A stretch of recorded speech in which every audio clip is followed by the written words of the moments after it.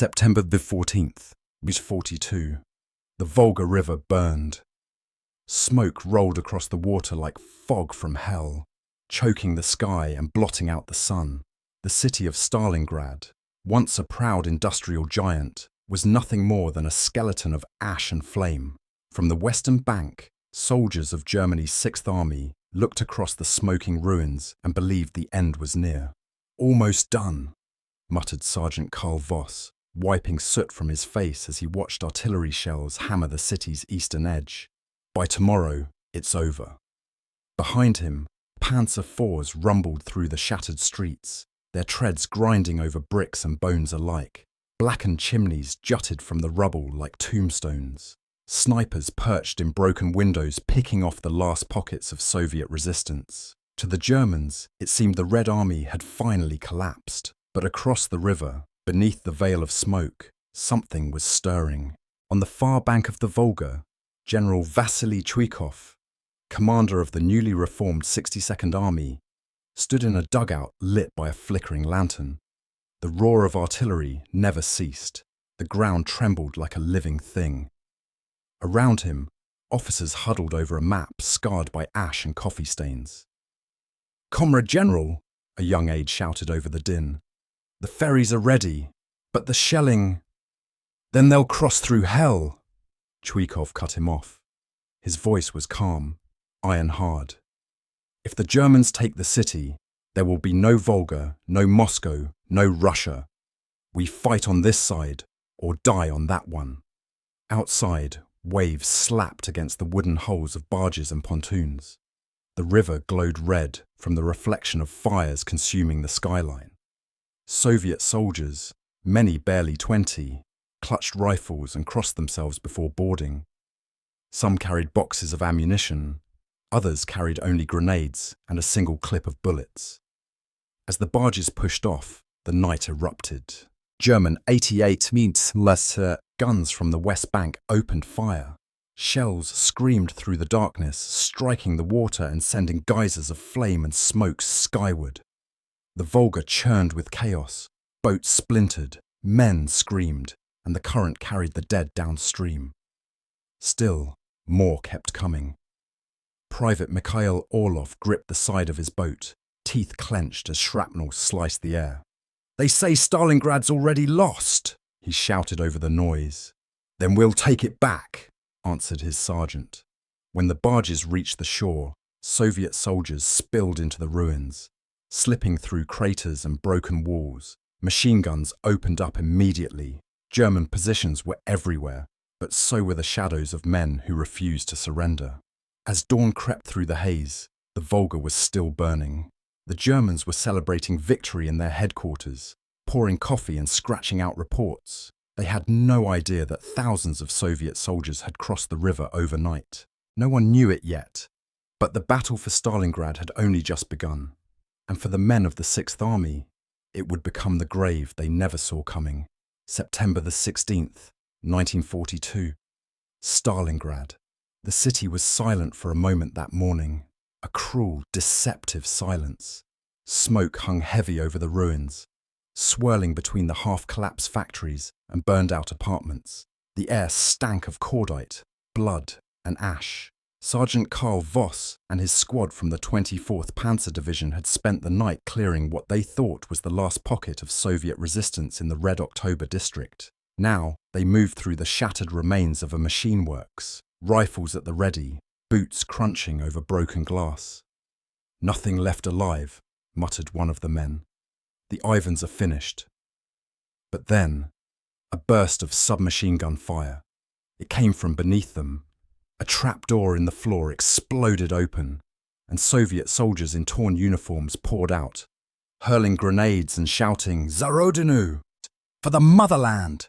The explosion threw Voss backward. He hit the ground hard, ears ringing. When he looked up, 2 of his men were already dead, and the rest were firing blindly into the smoke. From the rubble above, another voice echoed in German. "We're everywhere you go, Fritz!"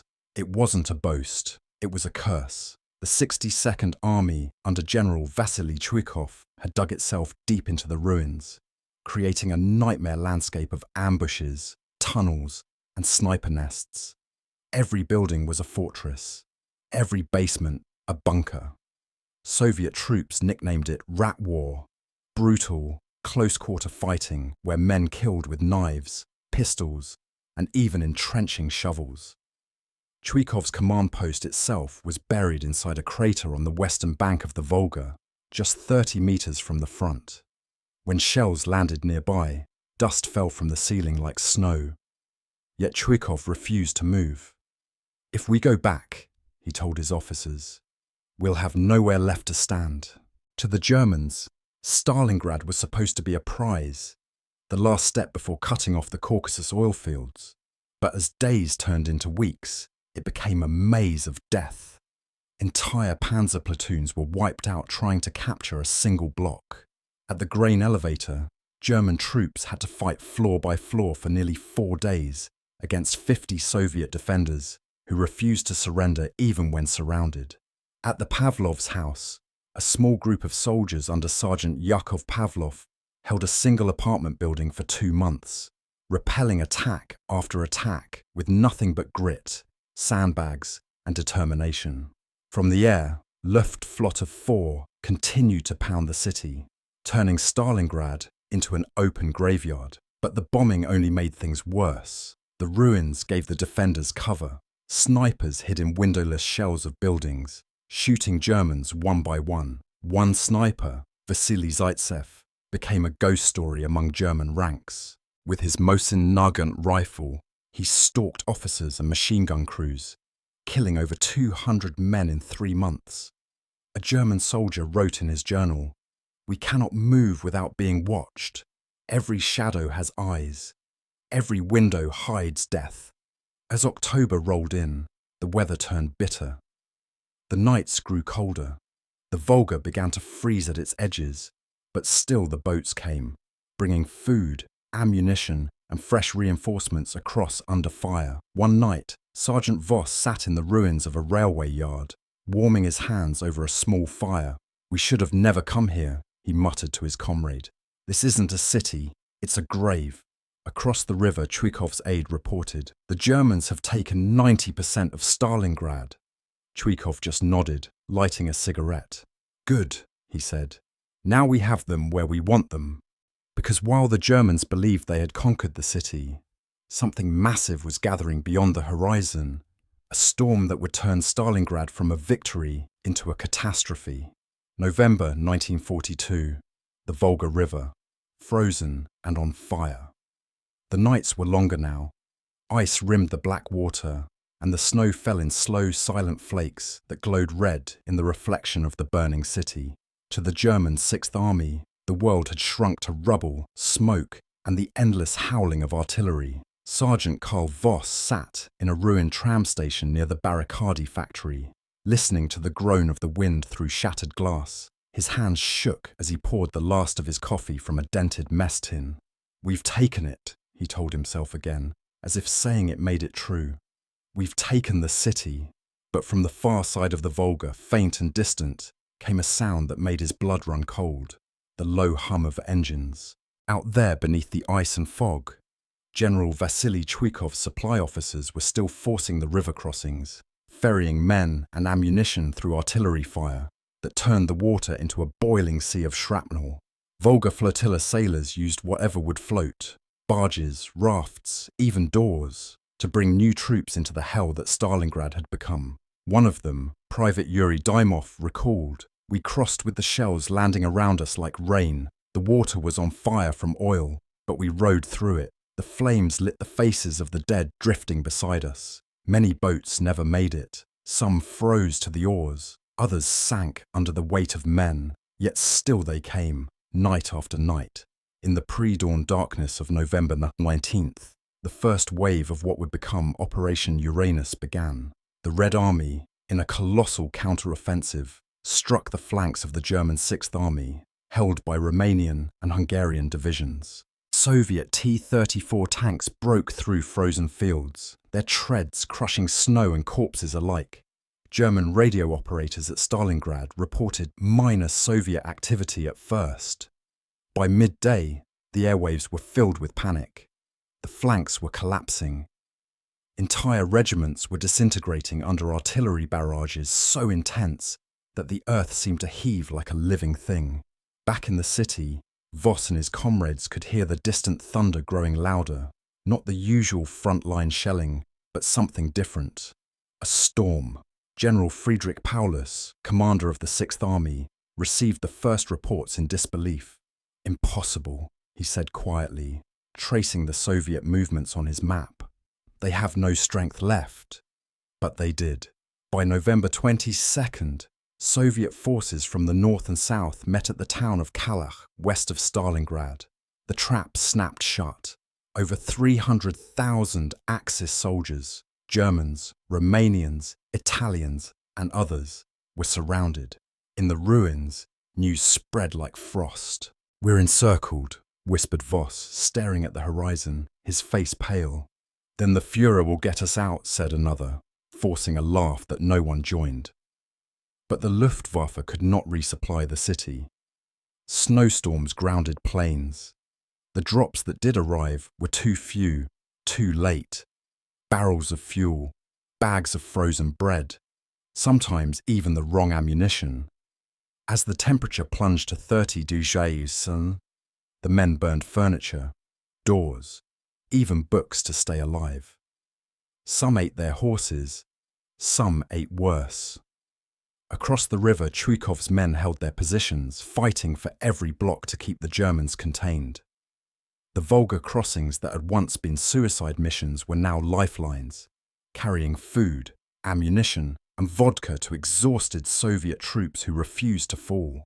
From his bunker near the riverbank, Chuikov stood outside one night, staring at the flames consuming the skyline. He whispered to his adjutant, "Tell Stalin, Stalingrad still stands." And across the frozen water, under that same burning sky, thousands of Germans realized for the first time they weren't conquerors anymore. They were prisoners waiting for the river to claim them. December 1942. Stalingrad. The snow no longer looked white. It was grey, soaked with ash, and streaked with the frozen blood of men who had stopped moving days ago. The wind howled through the ruins, rattling the iron skeletons of bombed-out buildings. Every gust carried the smell of death, stale, metallic, unmistakable. Inside the wreckage of a warehouse near the tractor factory, Sergeant Karl Voss crouched beside a rusted oil drum fire, with the 6 men left from his platoon. Their cheeks were hollow, their eyes ringed with exhaustion. The fire burned low, fed by splintered furniture and the pages of a Soviet newspaper. Voss turned a crust of frozen bread in his hands like it was gold. "Command says relief is coming," he muttered. "Field Marshal von Manstein's army is advancing from the west." The youngest man, Corporal Dieter, stared into the flames. They've been saying that for weeks. Outside, the world cracked under the weight of winter. Temperatures plunged below -30. German tanks froze solid, their oil thick as tar. Machine guns jammed, men's fingers blackened and broke from frostbite, and from the surrounding steppe came the constant thunder of Soviet artillery, the heartbeat of an army tightening its noose. In the German headquarters, under General Friedrich Paulus, maps of Stalingrad were pinned to walls now covered with frost. The radio crackled with static and despair. Hitler's voice had come down from the wolf's lair days earlier. "Not a step back. Stalingrad must be held. The Sixth Army will stand fast." Paulus had stared at the message for a long moment before folding it and slipping it into his pocket. He knew what it meant. There would be no breakout. Meanwhile, across the frozen Volga, General Vasily Chuikov and the soldiers of the 62nd Army watched their enemy starve. The same men who had crossed the river under fire months earlier were now the hunters. Soviet scouts reported the Germans had begun slaughtering their horses. Some were boiling leather belts for soup, others stripped the dead for boots and coats. One night, Chuikov received word that German soldiers were trying to surrender at the factory district. He sent his reply back through the lines. "Let them come unarmed. We'll feed them. Bullets first." Inside the city, the Germans fought on in misery and madness. Every ruined block had its nickname: the nail factory, the commissar's house, the gun hill. Men died for rooms, for staircases, for walls that no longer stood. There were no front lines anymore, just pockets of men fighting for the right to breathe one more day. Soviet loudspeakers blared across the ruins at night. Germans, you are surrounded. Every minute you fight is one more before you die. Lay down your arms. Stalingrad is your grave. Voss tried to drown it out, but the words cut through the cold like knives. He thought of home, of Berlin's streets and warm bread, of his wife Anna and their little boy. Then the shells started again, and the memories vanished in the roar. By mid-January 1943, Operation Ring, the Soviet final assault, began. Waves of T-34 tanks and infantry stormed the last German positions. The once proud Sixth Army was nothing but fragments now, half-frozen ghosts in rags. In a basement near the Red October factory, Voss watched as the walls shook under bombardment. Dust fell from the ceiling. Someone whispered, "When the shells stop, it'll be over." He didn't answer, because deep down, they all knew. It already was. And across the Volga, as the Soviets tightened their grip, the man who had sworn to defend Stalingrad to the last, General Paulus, sat in silence. His telephone was dead. His men were gone. And the city he was ordered to hold now held him instead. January 31st, 1943. Stalingrad. A grey dawn broke over the ruins, faint and sickly, as if even the sun hesitated to look upon what was left of the city. The once proud headquarters of the German Sixth Army was now a shattered department store, its upper floors burned out, its lower levels crowded with wounded men lying in filth and frost. The air reeked of smoke, rot, and despair. Inside, Field Marshal Friedrich Paulus sat at a table draped with a torn map of Stalingrad. His uniform hung loose on his frame. Around him, the last of his staff officers stood in silence, breath misting in the cold. Outside, Soviet shells exploded in the distance, the rhythm of finality. A young aide entered, trembling. "Comrade," he caught himself. "Herr Feldmarschall, the Russians are here." Paulus looked up slowly. He had been the first German field marshal ever captured alive. Hitler's last order had been clear. You will fight to the last man or take your own life. But Paulus didn't move for the pistol lying on the table. Instead, he rose, buttoned his tunic, and whispered, "I have no intention of killing myself for that Bohemian corporal." Outside, Soviet Lieutenant Colonel Ivan Laskin and his men of the 64th Army approached under a white flag. The scene was quiet. No fanfare, no ceremony, just the shuffle of boots through snow. When Laskin entered the basement, Paulus nodded once and extended his hand. "It's over," he said simply. At that moment, 91,000 survivors of the Sixth Army, once over 300,000 strong, were surrendering across the city. Emaciated, frostbitten, hollow-eyed, they stumbled out of bunkers and ruins, their hands raised, their rifles discarded. Soviet soldiers watched in silence. There was no joy, only disbelief.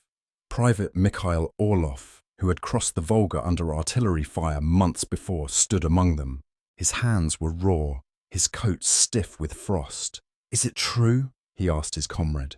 "The Germans have surrendered?" His friend nodded.